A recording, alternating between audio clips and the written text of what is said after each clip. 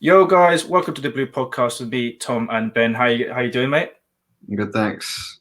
So, unlike I guess the last week's video you've seen, Ben's actually here for the start of it, which is brilliant.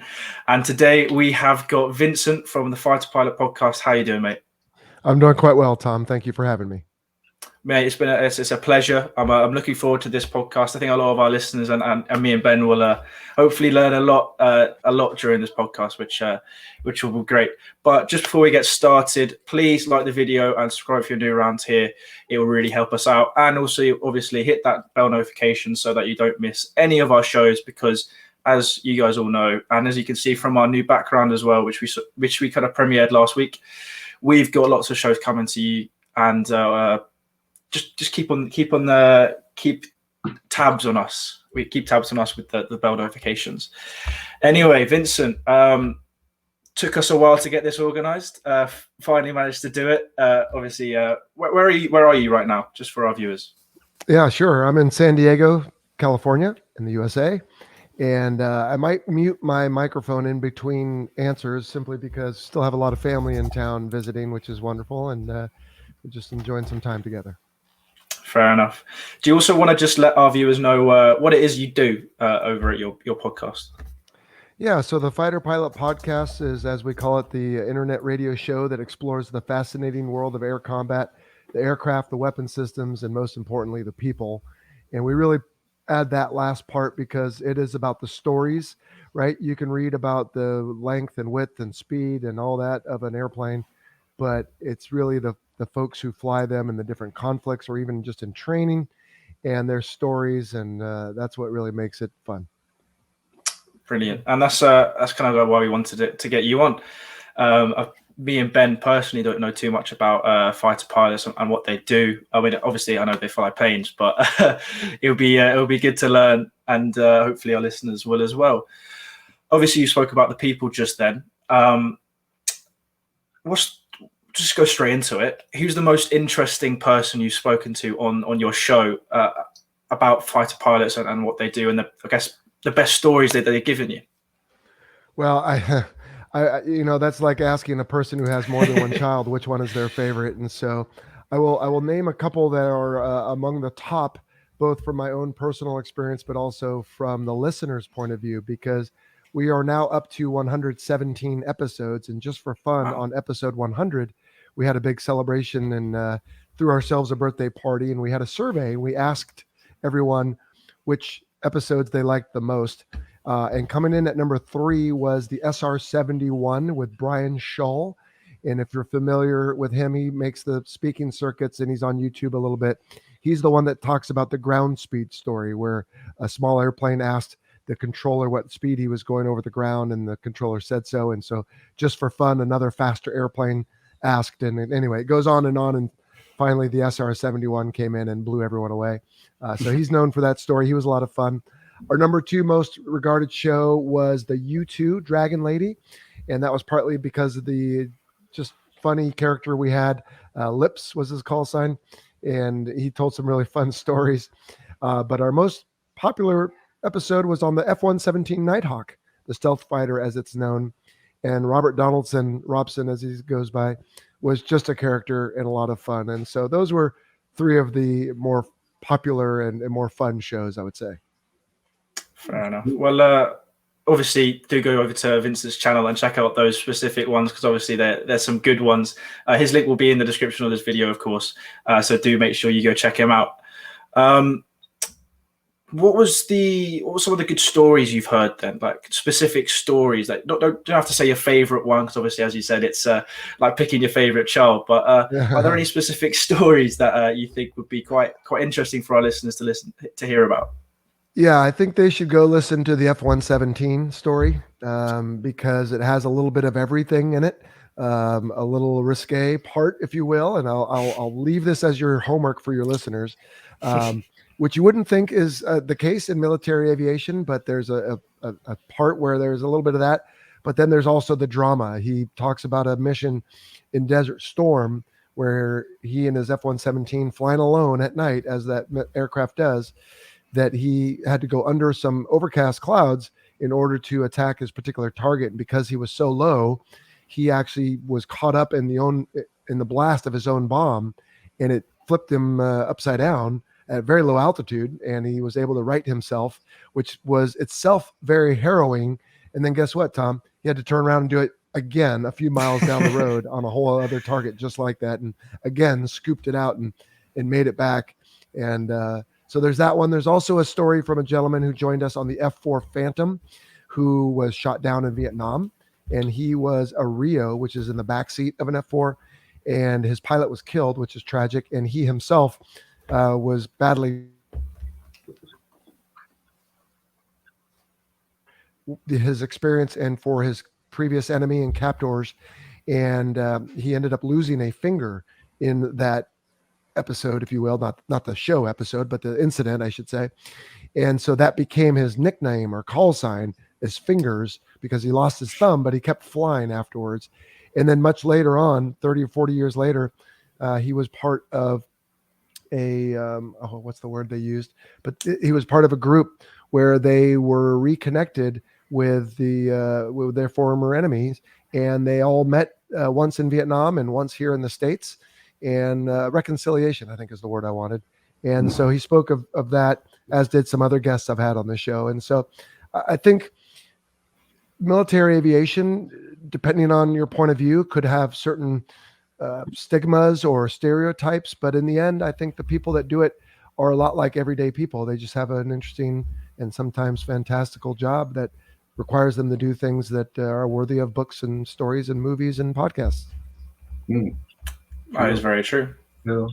So just moving on to sort of your sort of YouTube career, what like event or person sort of inspired you to go into YouTube? Well, not enough, I guess I'll say, because I recognize, and my team has told me, that there is a lot more we could do on YouTube if we chose to, as far as getting the type of subscribers and feedback and number of viewings and all that. And I don't know. YouTube is kind of interesting. I use it and I watch it, but some of the comments that people leave on there are really not very polite. Most of them are fine, but some people just leave some really awful things. And it just kind of reminds me of the unfortunate side of social media, where people can hide behind anonymity. And so I don't particularly enjoy that part too much. And so I don't really do as much on YouTube as I could.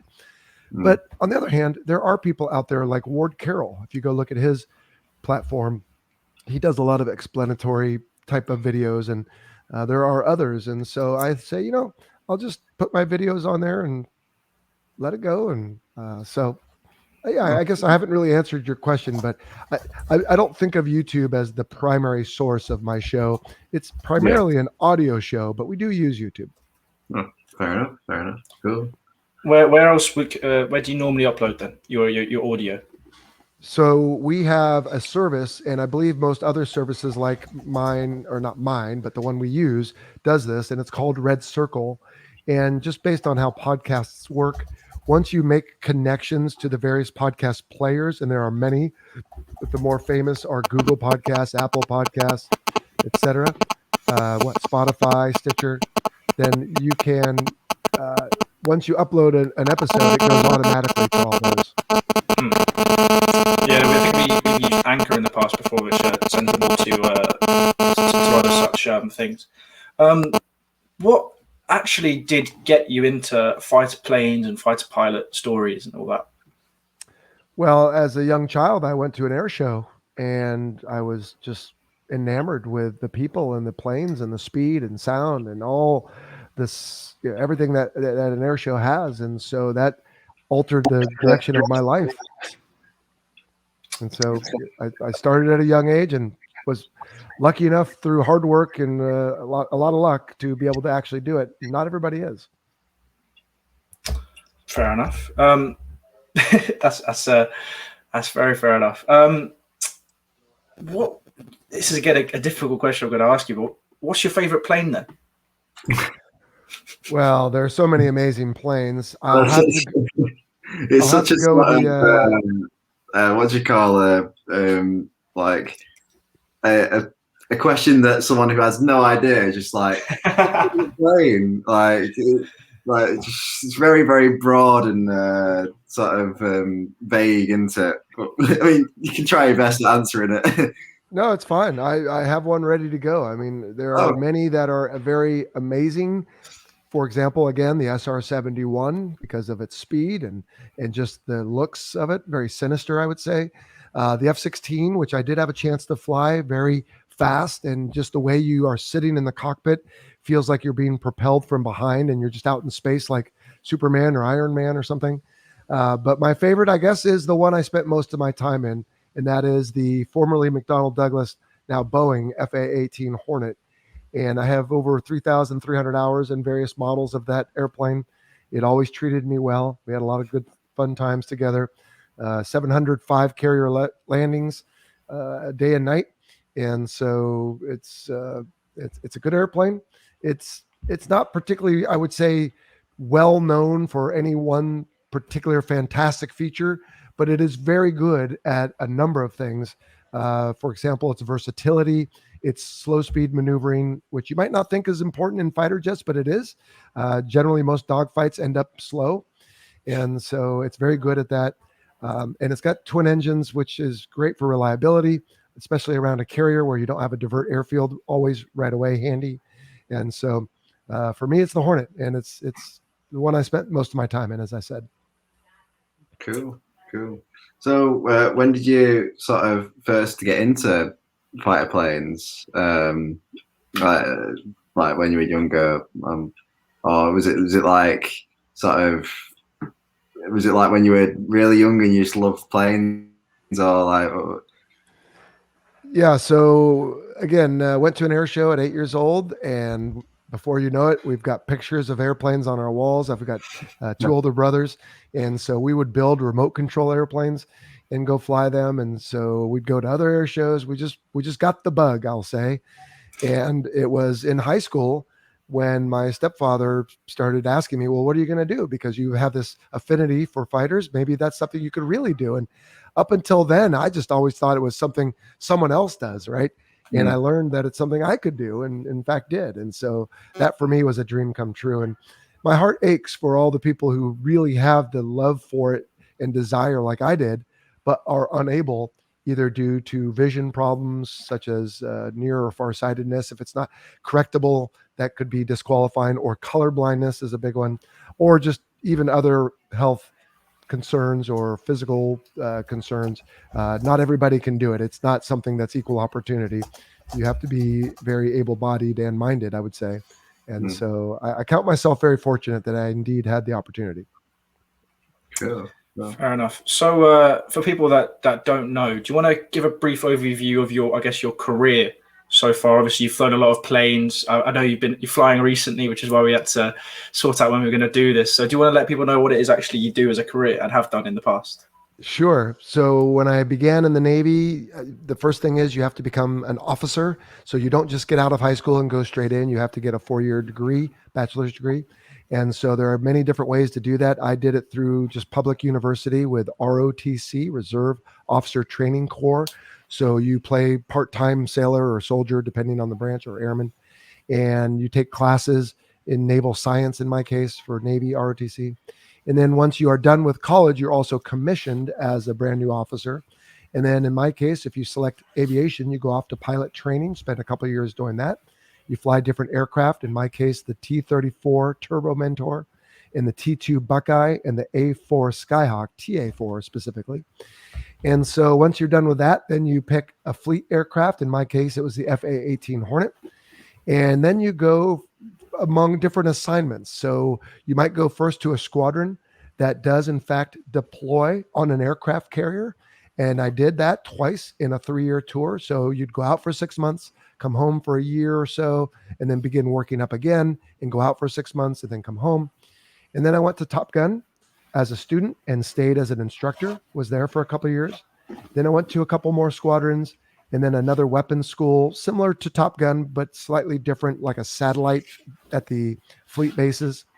And then I went to Japan and did a tour with an air wing there and also flew. Then I came to San Diego and did a staff tour, which staff work is not as much fun as flying, but somebody's got to do it. And then a couple more flying tours, and then was commissioned in 1992 and retired in 2017. So really great career. Oh, and you did ask, Tom, about flying now. Yes, I do still fly for a major domestic airline. And so it's not quite the same. I suppose if you took a race car driver and made him drive the city bus, that might be analogous. Otherwise, it is flying, and it gives me the schedule that I don't mind and the means to live where I want to live, and my family can travel. So it's not as exciting as the military was, but it's still noble, I think. Yeah, definitely. What's your favorite place to fly to then? Either during your military career or commercial? Oh, that's an interesting question. I guess I would say anywhere where I knew friends or family were waiting for me. Because then you could show off, right? Yeah. I have had my mother and my wife fly on my airplane in my airline capacity, but I would take jets on occasion if it was legitimate to do so, and fly and either stop and see family or friends. And it's not an ego stroke per se, but who doesn't like to be highly regarded and people look at you with smiles? And so when you land and they come out and see the airplane, and it's just so fascinating. It's just a good feeling. Yeah, can you imagine you getting out the plane and walking over to your family? Yeah, yeah, that's cool. That is very cool. So where have you been then? Obviously, you must have been all over the world. I mean, is there any continent you haven't been to? Let's see. I've been to North and South America, Europe. I've not been to Russia. I've been to the Middle East and the Far East. I've been to Australia. So I think I've been most places between my military and airline capacity. And I guess I haven't been to mainland China either. I've been to Hong Kong. So, there's a lot of fun places out there. And so it's hard to put a finger on one of them that's your favorite. You just depends on what you're doing, I guess. Yeah. So, sort of, I was listening to a little bit of the most recent podcast you did, and it was talking, I think it was with a female pilot. Yes. And she was talking about sort of I think it was a training mission or something where they flew from Alaska to Australia. Right. It was like a long haul. 17 hours, I believe she said. I'm just wondering if you ever did anything like that. No, I've not done like a cross ocean flight, which I guess is probably good when it's happening because it's long and painful, but I wish I could say I've done it. But I've had guests on the show who flew from the United States directly to Saudi Arabia in an F-15, and he was in the aircraft for over 20 hours. And think about, for those of you listeners who fly maybe from the UK to the States, and it's 7 or 8 or 10 hours, I don't know what it is these days, but you can get up and go to the bathroom or stretch your legs. Well, you can't do that in a fighter. And so he needed help getting out when he was done because his muscles were beginning to atrophy and he was just stiff and sore. And so, no, I've never done that, but I understand the people who do are to be respected, I would say. Yeah, I mean, that's sort of, it goes into what you were saying about sort of obviously being physically fit, but also mentally fit, because if you're doing a flight like that, you really need to be mentally strong and be able to deal with sort of the stresses and sort of the mental stress that comes with that. Yeah, so that's good. I'm going to ask the question that I think all of our listeners is asking is how did he go to the toilet whilst he was doing that flight? Well, you have I used to have one here. Let me see if I still have it. Not a used one, but you have this little bag. It's a plastic bag, and inside of it is either this little powder or a sponge, and it's got an opening. And I don't know what females use, but for males, of course, you can put on your autopilot or be in a benign phase of flight. You do have a zipper on your flight suit, like your pajamas, one at the top, one at the bottom. So you zip up the bottom, make your way to the appropriate plumbing, and relieve yourself.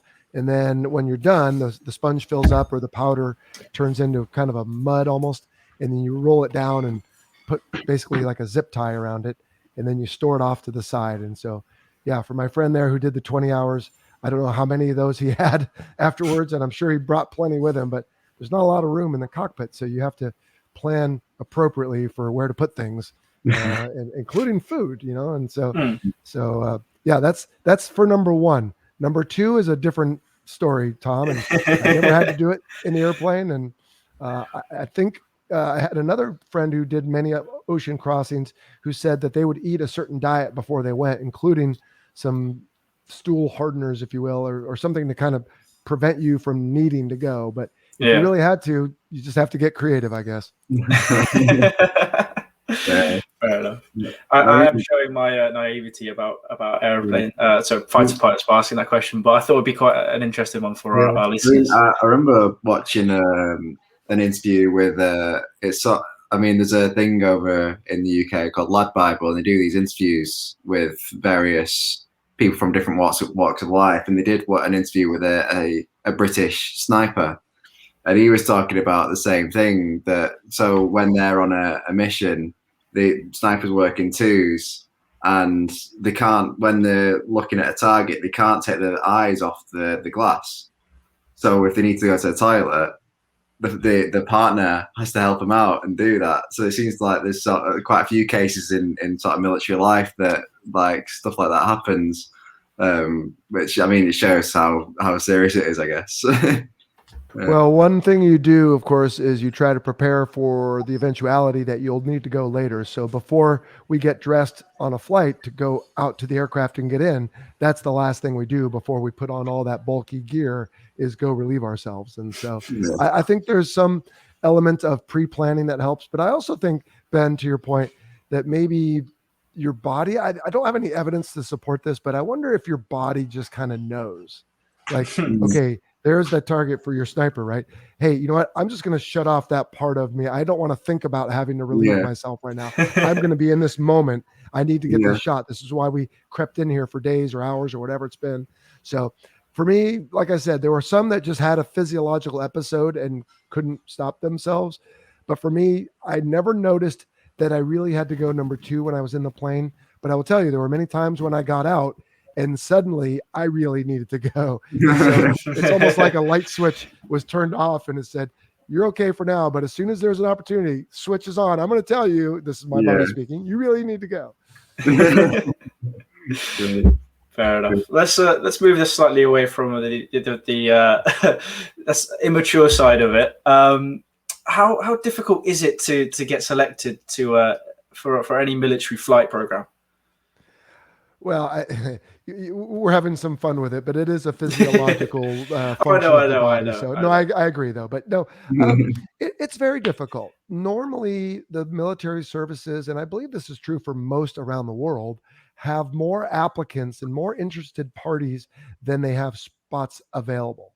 And now that can ebb and wane, but for the most part, it will always be, it's generally more. And so what they could do is they could say, all right, well, we only want people that are this age, or we only want people that have these physical attributes or no maladies, such as, again, vision, right? So if they need more pilots, they might say, oh, we'll take up to 30 years old and 2100 correctable to 2020. If they have more than enough applicants, then they say, nope, you have to be 2020 and 25 years or younger. And it's just a function of what the rest of the economy is doing and how the world is going. But it's usually very competitive. And then it doesn't stop just being accepted. Once you get in, then you want to perhaps fly a certain type of airplane. And when you go through a course of study, just like a class, right? At the end of the class, you receive a grade. Well, same in the military, but you also receive a ranking from the first to the last. And so where you fall in that dictates your likelihood of getting what you want, because they'll start with number one. Let's say it's the three of us and Tom is number one, Ben's number two, and I'm number three. Tom, they're going to go to you and say, all right, Tom, you're number one. What do you want? And you're going to say, I want to fly helicopters. And they look at their list and they say, okay, we have helicopters. You got it. And then they go to Ben and they say, Ben, what do you want to fly? And he says, well, I want to fly jets. And they say, well, we don't have any jet spots. So what else do you want to fly? And you say, oh, I'd like to fly cargo planes. Okay, that's, then they'll give you that. And by the time they get to me, they say, well, good news, Vincent, you get to fly this because that's all that's left. So it really does make a difference on your performance. And so that's a big part of it. And you need to always try your best. Fair enough. And how difficult is it to do the actual training to become a fighter pilot?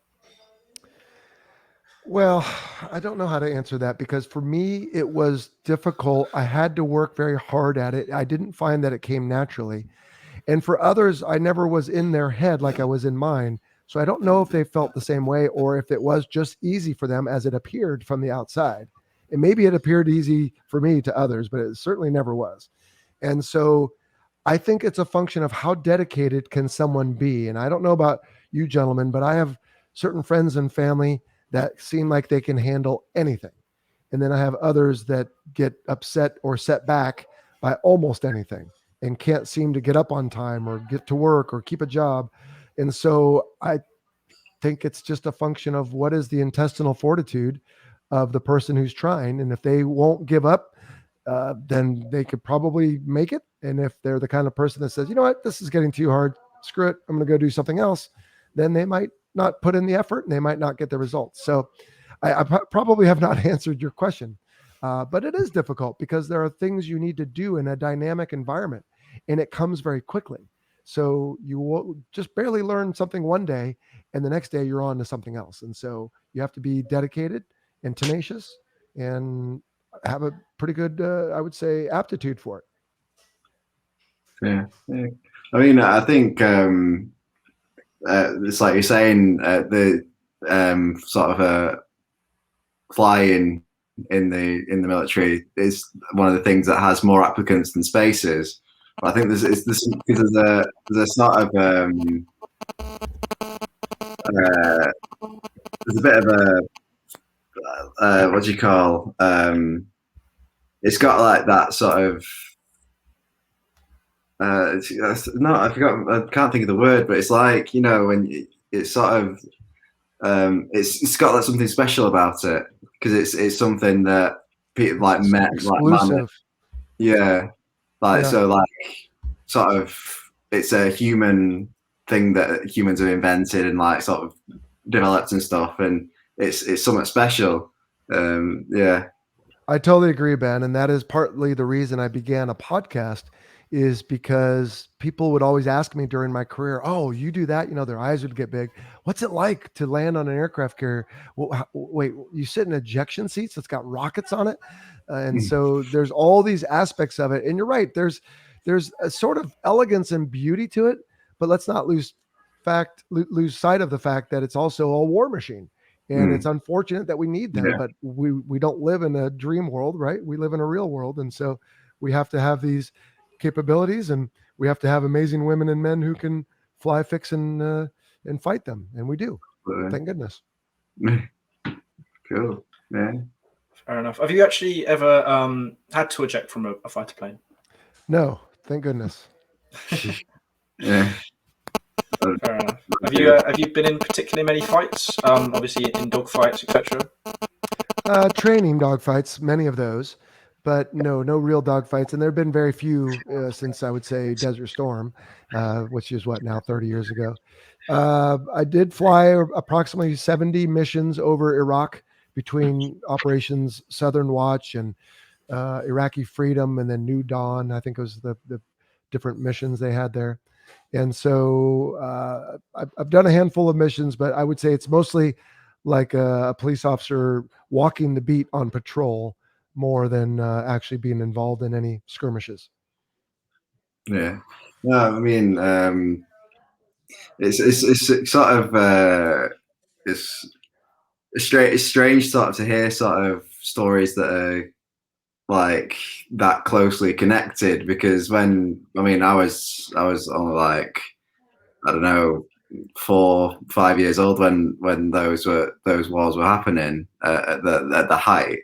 And you see it on the news, and you're like, sort of, oh, that's, it's sort of distance away. It's kind of, you can't quite, you don't have that connection to it. But hearing the stories and stuff, it brings a bit more of sort of the human aspect of it, because that's it's like you're saying, that's what it is. Obviously, the planes involved and stuff, but it's the humans involved that sort of make the stories. It really is, and I think if you were to stop and consider this human experience, right? We get caught up in so many things, and we acquire material items, but in the end, it's really about relationships, and so I think it's important to keep sight of that. Yeah, absolutely. I think he's back. I am back. All right. Laptop eventually gave out, All right, no problem. What did I miss? Just talking. Everything.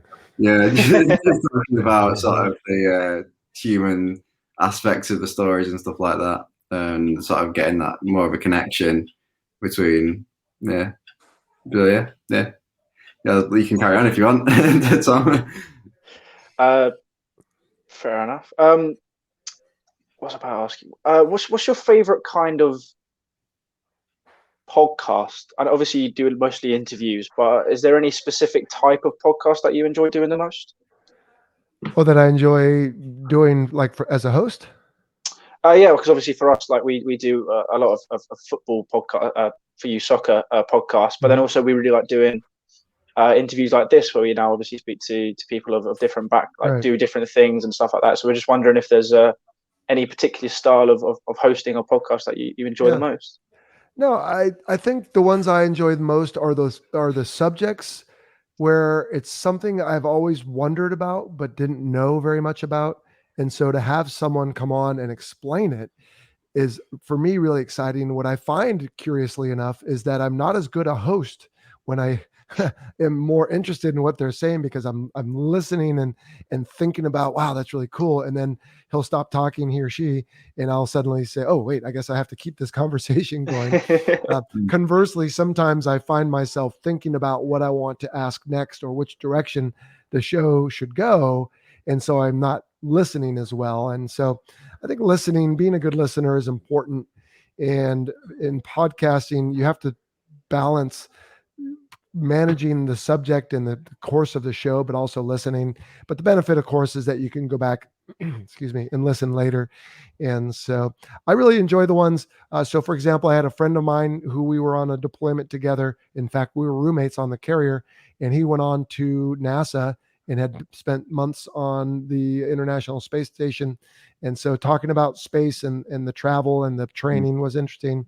And then recently we had one on our organization called DARPA and some of the interesting projects they do, including artificial intelligence and new weapon systems. And we had one on NASA flight test, the various aircraft they take, some fighters, and let's just put thrust vectoring on F-18 and see what happens. So, things like that, really neat. So I enjoy the ones where I learn something, because I'm a big fan of self-improvement. Cool. So it's maybe touching on what you've said a little bit there. Do you prefer hosting, or do you prefer sort of this sort of answering questions and that side of it, or is it you're not really fussed? Oh, I find value in both, Ben. It's nice that when I was watching the clock to meet with you gentlemen, I realized all I needed to do is put on a shirt with my podcast logo and turn on a microphone and a light. I'm ready to go. If it was when I was hosting, I would have been thinking all morning about how I'm going to sound, and not to say I don't care what I sound like for you gentlemen, but I gotta think more about, it's a reflection on me. This show is a reflection on you. And so I have to put a little more effort into that. Plus thinking about my questions and the subject. In some cases, I need to do research because I just don't know very much about whatever aircraft we might talk about that day or mission. So it's, there's value to both, right? We don't just eat the same food all the time. We have different appetites. Exactly. Yeah, true. Cool. You do. And I've got a question that me and Ben wanted to ask you before we were chatting about what we're going to talk about on the podcast. Is do you follow any sports? Do you know much about football, soccer for you? And do you follow any other sports? No, with all due respect to you, gentlemen, and your listeners, I don't follow a lot of football or soccer.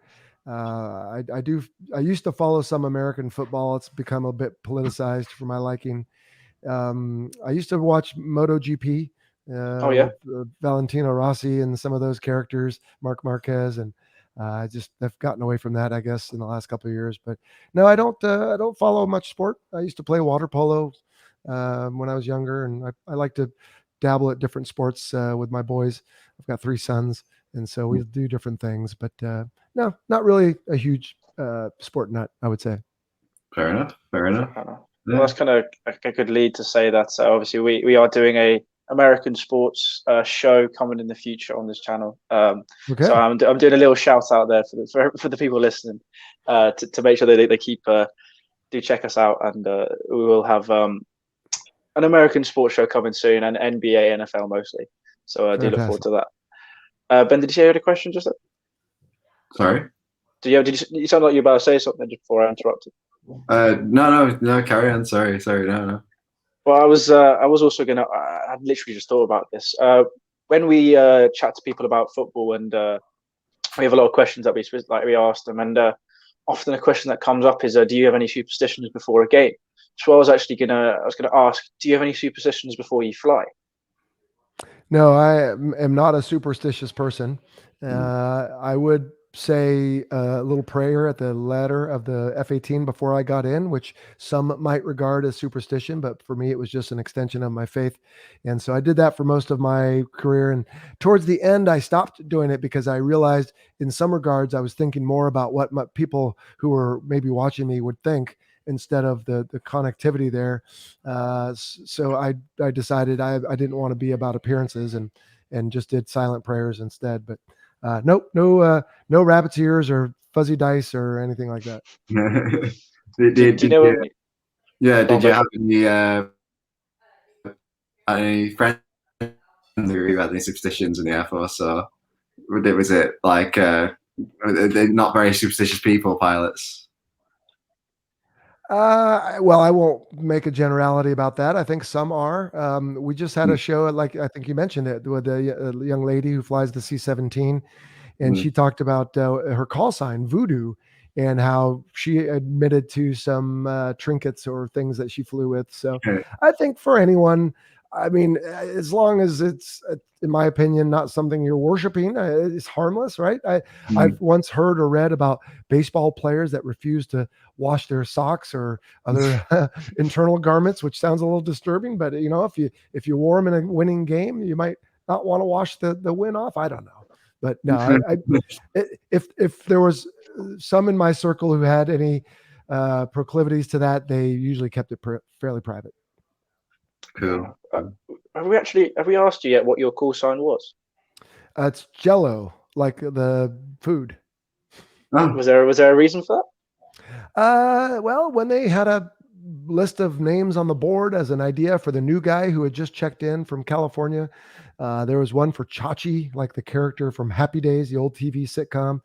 Because of my Italian looks, I guess they thought that would work, and didn't really stick. But one day, one of the more senior ranking pilots came in. He looked at the board and he looked at me and he goes, "Hello, Jello, ILO," and it just had this roller coaster ring to it, and everybody seemed to like it, so they went with that. Cool.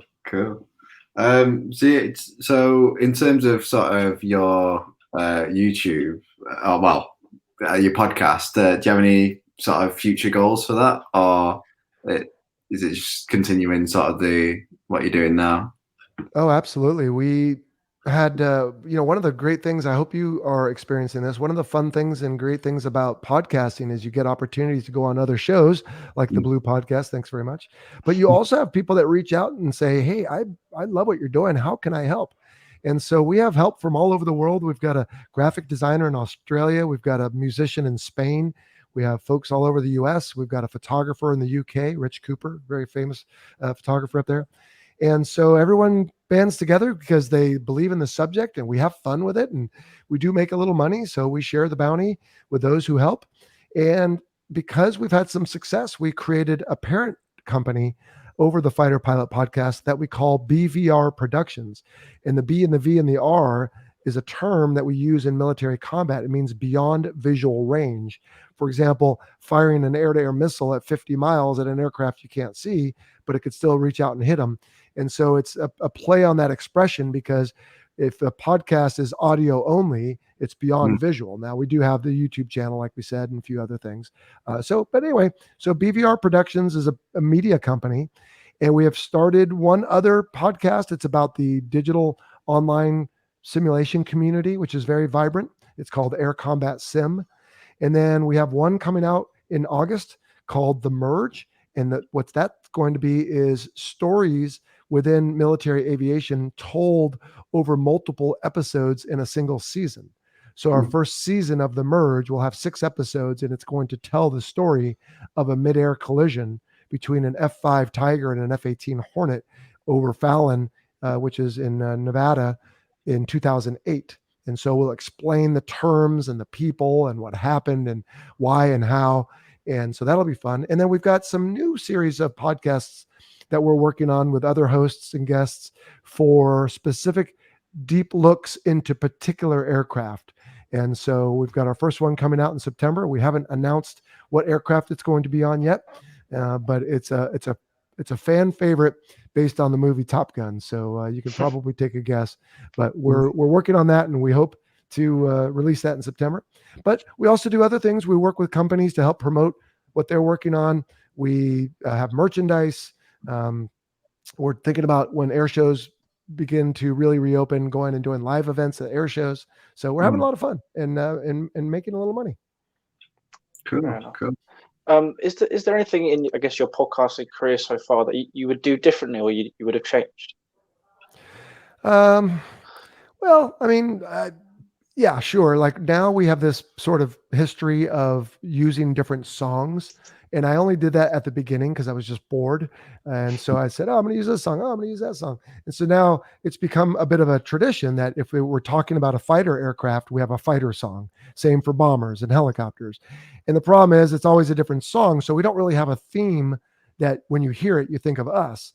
And that keeps it fun, but it's also more work. And so there's little things like that, excuse me, where we did things at the beginning when we had more available time that now we have to keep going in a sense, or I'm sure we could change it, but it creates a little more work than if we just started from the beginning with a set song and a set announcement and various things like that. Cool. What was I going to say? Oh yeah. So I sort of going back to the video that I'll listen to a bit of. I remember she was saying about sort of working in conjunction with the Australian military. Did you have any missions sort of working with like other military organizations, or is it just primarily American Air Force? Oh no, I did operations with the Australians, with the Brits, with the Israelis, with Egyptians, in the desert, in the Middle East. We had folks from all over the world that we interacted with, and I do mention on the show that I find that no matter what cloth or what flag you wear on your military uniform, right? We're all cut from the same cloth, is what I wanted to say. We're all roughly, I think, patriotic to our own nations and willing to serve and sacrifice and fun loving to a degree, especially the pilots, and able to get things done, show up on time, do what you say you're going to do, and don't do the things you shouldn't do. And so I've found certainly there are variations within that, but for the most part, all the countries and all the folks from those countries get it done, and that's a good thing. It's different than some communities, and that's okay too, right? So artists maybe don't necessarily need to be militaristic, right? You don't need to start at exactly 0600 in the morning and start painting. You're going to paint when it strikes you, right? Or poetry or music or whatever. And so I value the differences in people and cultures. Absolutely.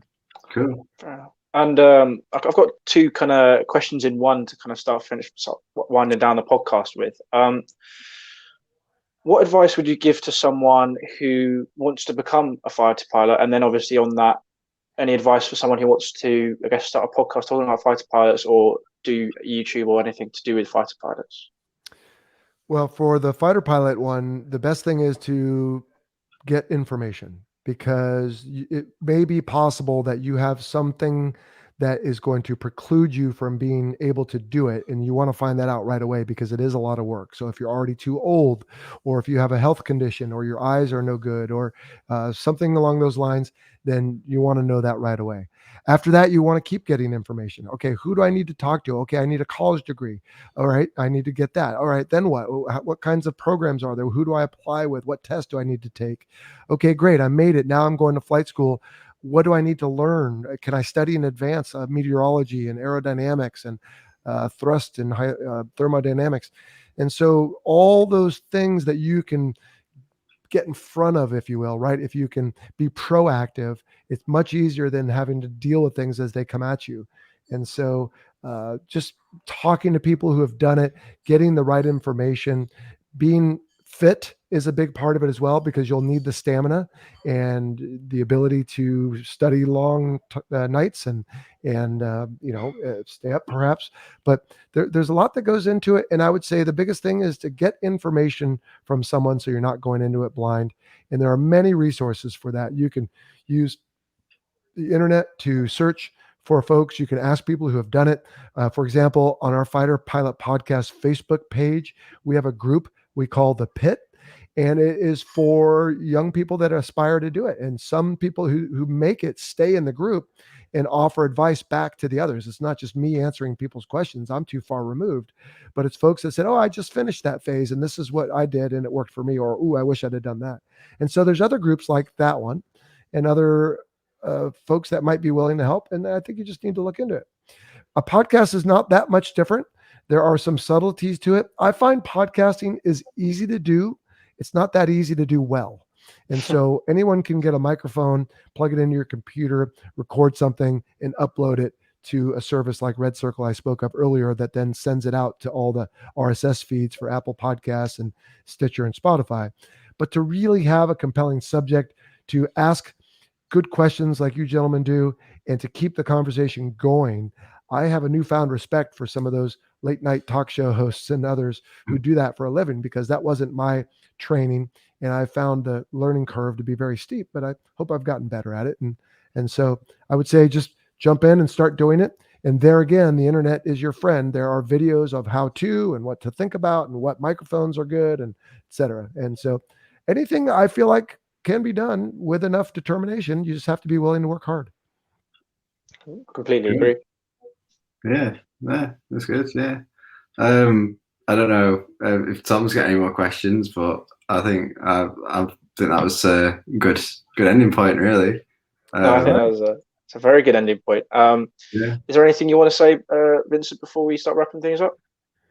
Well, I would just, I guess, thank you, gentlemen, for the opportunity to come on here and talk about the subjects we talked about today. And if you don't mind me again stating, fighterpilotpodcast.com.